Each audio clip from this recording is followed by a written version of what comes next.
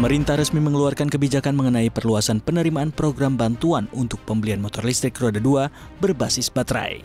Menteri Perindustrian Agus Gumiwang Kartasasmita menyatakan masyarakat yang ingin mendapatkan program bantuan pemerintah ini syaratnya adalah warga negara Indonesia, berusia paling rendah 17 tahun dan memiliki KTP elektronik. 1 NIK KTP bisa membeli 1 unit motor listrik.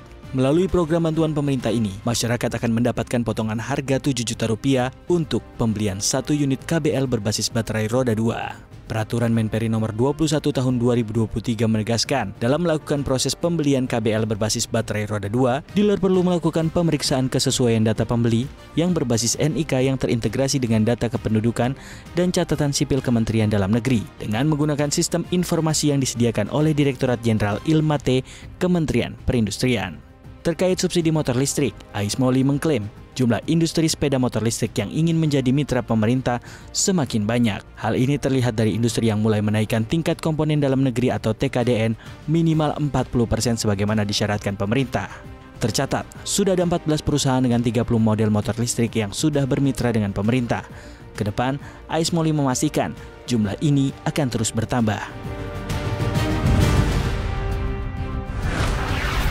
Menteri Investasi Kepala Badan Koordinasi Penanaman Modal Bahlil Lahadalia membongkar alasan Uni Eropa menggugat Indonesia di Organisasi Perdagangan Dunia WTO. Uni Eropa, menurut Bahlil, sudah menggugat Indonesia karena larangan ekspor nikel sejak tahun 2019.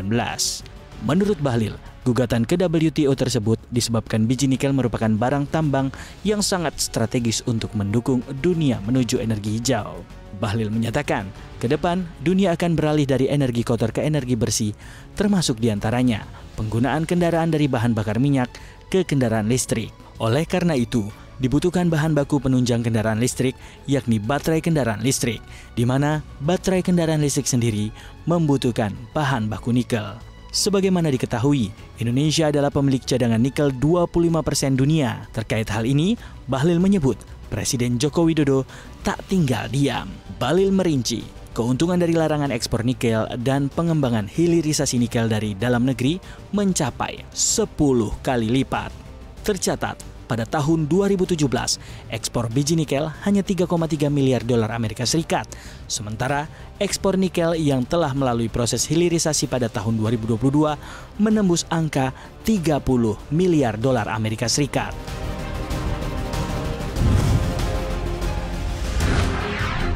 Astra International buka suara soal isu terkait kerusakan rangka Enhanced Smart Architecture Frame atau ISAF yang dilaporkan mengalami karat hingga patah. Kasus ini telah menyita perhatian publik sehingga membuat para petinggi Astra serta pemerintah pusat ikut turun gunung. Melalui anak usahanya, Astra Honda Motor menyebut pihaknya tidak menerima adanya perintah penarikan produk atau recall dari pemerintah. Pihaknya menyebut masih menunggu perintah langsung dari Dirjen Perlindungan Konsumen dan Tata Tertib Niaga atau PTKN Kementerian Perdagangan. Adapun Ditjen PTKN berwenang melakukan pembinaan dan edukasi untuk memastikan terpenuhinya kewajiban pelaku usaha serta perlindungan dan pemulihan hak konsumen yang dirugikan.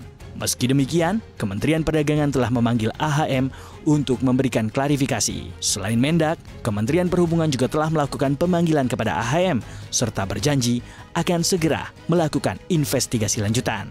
Tak tanggung-tanggung, Direktorat Jenderal Perhubungan Darat Kementerian Perhubungan bahkan telah membentuk tim penelitian yang terdiri dari Kementerian Perhubungan, Komite Nasional Keselamatan Transportasi atau KNKT, dan AHM untuk menyelesaikan masalah ISAF ini.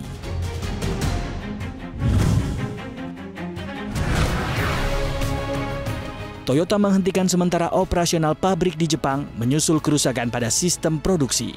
Kebijakan ini diperkirakan akan mengganggu produksi otomotif dalam negeri. Toyota menghentikan operasional 12 pabrik dari 14 pabrik di seluruh Jepang. Penutupan pabrik dilakukan sejak Selasa pagi waktu setempat.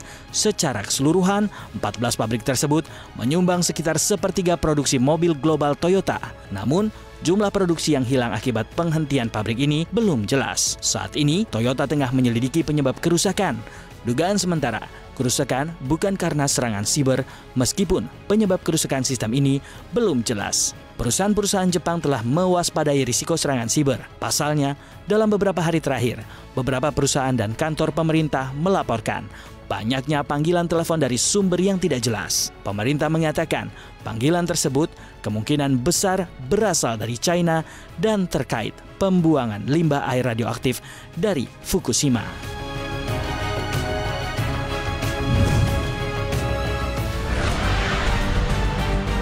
X yang sebelumnya bernama Twitter menghadapi 2.200 kasus arbitrase yang diajukan mantan karyawannya. Serentetan gugatan ini dilayangkan setelah Elon Musk mengambil alih perusahaan dan memangkas karyawan serta melakukan perubahan besar-besaran lainnya.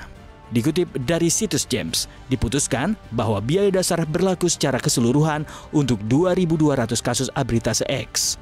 Maka total biaya akan berjumlah sekitar 3,5 juta dolar Amerika Serikat yang kemungkinan akan ada biaya lainnya yang mungkin muncul setelah proses tersebut.